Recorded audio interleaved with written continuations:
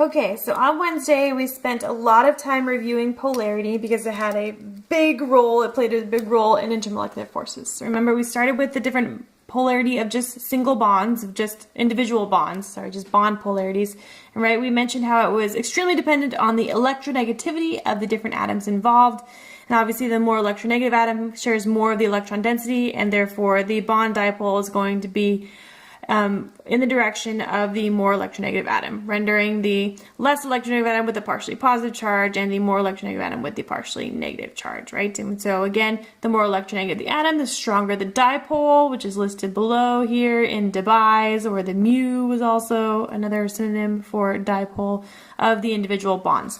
And when it came to molecules, we emphasized how we had to take into account the vector sums of each of the individual bond dipoles, right? And so a good example was carbon dioxide and how the individual dipoles canceled out in the molecular dipole. And so overall, carbon dioxide does not have a dipole. It's not polar, okay, because the individual dipoles are canceling out, right? And so we talked about other shapes where the individual dipoles then were kind of reinforcing one another. We said how double bonds and triple bonds play a large part in that polarity and pulling more electron density, as well as lone pairs. We also emphasized how when you think about the molecule and its overall polarity, you have to consider its stereochemistry, or its 3D structure. And remember that it's always the vector sum of the individual dipoles, okay? So we mentioned how when we have two chlorines on the molecule, it does not take this shape where the all the bond angles are 90 degrees and the chlorines here are opposite one another, and therefore we would expect this molecule, dichloromethane, to have no dipole since all of the individual dipoles are being canceled out, right? This is not the true case. The true case is in the 3 dimensions, right? Where the true structure of the molecule is tetrahedral, and so the dipoles of the carbon chloride bond are somewhat canceled out. They are more significantly canceled out when we have more chlorines, right? They're starting to spread out in all directions, and so the overall vector sum is smaller.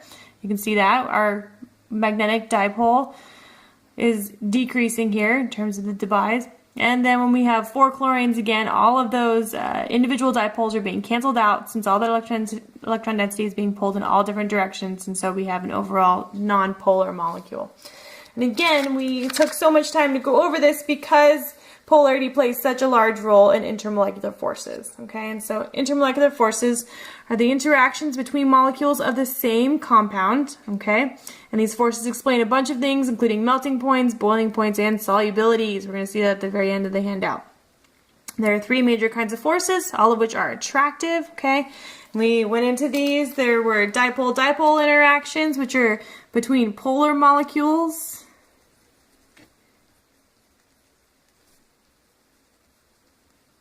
Okay. There's also induced dipole-dipole interactions. These are also called London dispersion forces, also called van der Waals forces. These are between nonpolar molecules.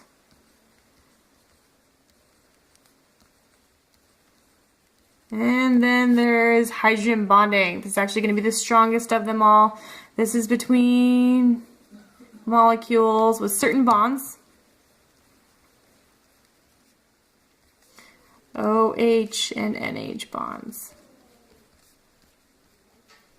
Okay, so we opened with dipole-dipole interactions. Remember, we opened this section by seeing if we could predict the different boiling points among these 3 compounds, right? And I polled the class and asked which ones we thought would have the highest boiling point, 1, 2, or 3, right? And a lot of the class said 1. So hopefully we can actually figure this out in terms of which molecule will have the highest boiling point by the end of this handout, okay? But we opened with dipole-dipole interactions.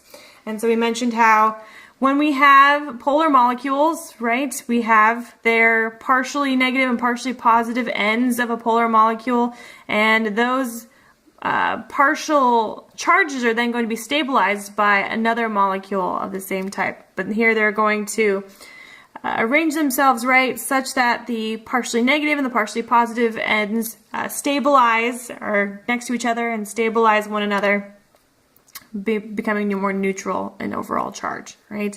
So if you can imagine these guys as oblong shaped, these molecules in their liquid form or whatever, we would have our partially positive end with our partially negative end, which is being stabilized by the partially positive end of another molecule, right? And then its partially negative side is again being stabilized by the partially positive side of yet another molecule, okay? So the stronger the dipole of the molecule, okay, the stronger this interaction, because again, the more partially negative we have of a charge, okay, the stronger the partially positive charge will be to stabilize it, okay? And so we have this stronger sticking, right? The molecules will stick more, and this results in a higher boiling point, okay? So that's what we have here. The stronger they are, the higher the boiling point. Okay, so the stronger the magnetic dipole, or the larger the magnetic dipole, the larger the boiling point. So here's acetone. It has a mu of 2.9 dBi, right, the overall dipole, and so it has a boiling point of 56 degrees.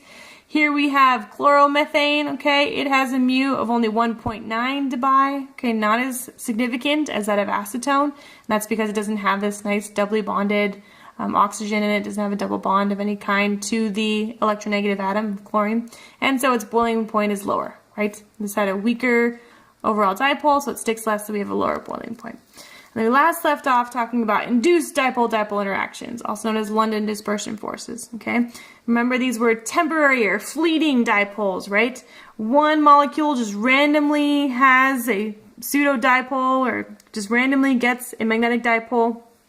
Just all of the negative charge will gather at one end, leaving a partially positive charge at the other end, and this induces then the dipole in a nearby molecule, right? To be overall stable, it wants to neutralize the charge so that randomly negatively charged end becomes stabilized by a nearby molecule, which becomes partially positive charge to stabilize the negative, and this becomes attractive in nature, this interaction, okay? It is, again, induced. The molecule, just random dipole, just induces the dipole in another molecule.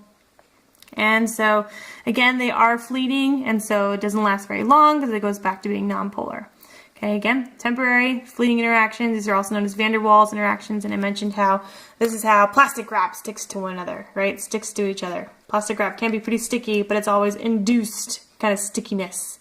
And it can always be, you can always easily separate plastic wrap, and that's because we can just easily go back to being nonpolar. All right, and so we asked, how is it possible for London dispersion forces to be stronger? Okay, and so I presented this slide, where I asked you guys if this molecule would have a higher boiling point or a lower boiling point than the molecule on the left. And someone in front said it should have a higher boiling point, and that was correct. I didn't ask that person why, as I should have, but that explains, or that leads to our discussion of how these forces are stronger, and the answer is the surface area. Okay, the larger the surface area of the nonpolar molecule, the more you're going to have the ability to stick. Again, it is all fleeting. It's still very, very weak in comparison to the dipole-dipole interactions, but the larger the surface area, again, the more interaction we have to have those induced dipole-dipoles, and so just larger surface area to have that stickiness, and a larger boiling point will result. Okay, and so if we went back to our slide, we were correct. Well, this guy is only 11 degrees, and this guy, as we just saw, was 36 degrees. Okay,